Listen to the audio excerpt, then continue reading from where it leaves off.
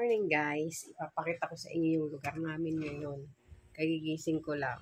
Kasi hindi ako nakatulog magdamag. Ayan. Papakita ko sa inyo ngayon ang aming lugar.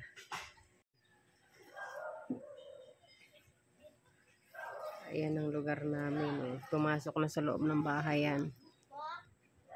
Ayan na po kami. Ewan ko, lahat ata ng lugar ngayon binabaha na. Diyos ko, tingnan, puro basura doon, oh. Puro sako-sako. Ayan, lubog na. Asin talaga, oh. Puro tubig na rin kami. Napapalibutan na kami ng tubig. Sana humupa na. Kasi pinasok na rin yung loob ng bahay namin. No? Kagandahan lang talaga. May second floor tong bahay. Kaya ingat po sa lahat, ha. Ingat. Yung doggy namin. Ayun, nakasafe naman yung mga doggy namin. Oh. Nasa grada sila.